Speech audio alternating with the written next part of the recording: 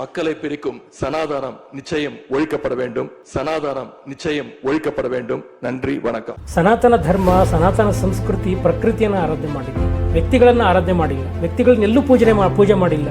ಏನ್ ಹೇಳುತ್ತೆ, ಪ್ರತಿಯೊಬ್ಬರೂ ಸಹ ದೈವ ಮನುಷ್ಯರು, ದೈವಾಂಶ ಸಂಭೂತರು. ಈಗ ನೋಡಿ, ಸಾಯಿಬಾಬಾ ಬದುಕಿದ್ರು, ಅಯ್ಯಪ್ಪ ಬದುಕಿದ್ದಾಗ ಇದೇ ಸಮಾಜ ಅಯ್ಯಪ್ಪನಿಗೊಂದು ಜೊತೆ ಬಟ್ಟೆ ಕೊಡ್ಲಿಲ್ಲ, ಒಂದೊತ್ತು ಊಟ ಕೊಡ್ಲಿಲ್ಲ. ಇದೇ ಜನ ಇವತ್ತು ಅಯ್ಯಪ್ಪನಿಗೆ ಒಂದು ಗುಡಿ ಕಟ್ತಾರೆ, ಗೋಪುರ ಕಟ್ತಾರೆ, ಅವನ ವಿಗ್ರಹ ಇಡ್ತಾರೆ, ದುಡ್ಡು ಮಾಡಕ್ ಶುರು ಮಾಡ್ತಾರೆ. ಅಂದ್ರೆ ನಾವು ಏನ್ ಮಾಡ್ಬೇಕಾಗಿತ್ತು ಅದನ್ನ ನಾವು ಮಾಡ್ತಾ ಇಲ್ಲ, ನಾವು ಹೇಗೆ ಬದುಕಬೇಕಾಗಿತ್ತು ನಾವು ಆಗ ಬದುಕ್ತಾ ಇಲ್ಲ. ಸೊ ಸನಾತನ ಸಂಸ್ಕೃತಿ ಅಂತ ಹೇಳಿದ್ರೆ ಸಂಬಂಧಗಳಿಂದ ಹಿಡಿದು, ಪರಿಸರನ ರಕ್ಷಣೆ ಮಾಡೋದ್ರಿಂದ ಹಿಡಿದು, ಭಗವಂತನ ಅಂಶನ ತಿಳ್ಕೊಳ್ಳೋದ್ರಿಂದ ಹಿಡಿದು ನಾವು ಹೇಗೆ ಬದುಕಬೇಕು ಅನ್ನೋದು ಸಂಪೂರ್ಣ ಚಿತ್ರಣವನ್ನ ವೇದಗಳು ನಮಗೆ ಕೊಡುತ್ತೆ. ಪುರಾತನದಲ್ಲಿ ಅಂದ್ರೆ ಹಳೆಯ ನಮ್ಮ ಪರಂಪರೆ ಏನಿತ್ತು, ಯಾರು ಸಹ ವಿಗ್ರಹಗಳನ್ನ ಆರಾಧನೆ ಮಾಡ್ತಾ ಇರಲಿಲ್ಲ. ಆರಂಭಿಕನಿಗೆ ಅಷ್ಟೇ ವಿಗ್ರಹ ಬೇಕು, ಅದಾದ ನಂತರ ವಿಗ್ರಹಗಳ ಅವಶ್ಯಕತೆ ಇಲ್ಲ. ಸಾಂಕೇತಿಕವಾಗಿ ನಾವು ಮಾಡ್ತಾ ಇದೀವಿ ಅಷ್ಟೇ. ದೇವಸ್ಥಾನ ಅಂದ್ರೆ ಕಲ್ಲು ಮಣ್ಣುಗಳ ಗುಡಿಗಳನ್ನ ಕಟ್ಟೋದು, ನೀವೇ ಇಟ್ಟಿದ್ದು ವಿಗ್ರಹಕ್ಕೆ ನೀವೇ ಅಲಂಕಾರ ಮಾಡೋದು, ನೀವೇ ಬಗ್ಗಿ ನೋಡೋದು, ನೀವೇ ಮಂತ್ರ ಹೇಳೋದು, ವಿಗ್ರಹಗಳ ಆರಾಧನೆ ಹೇಳಿದ್ನಲ್ಲ.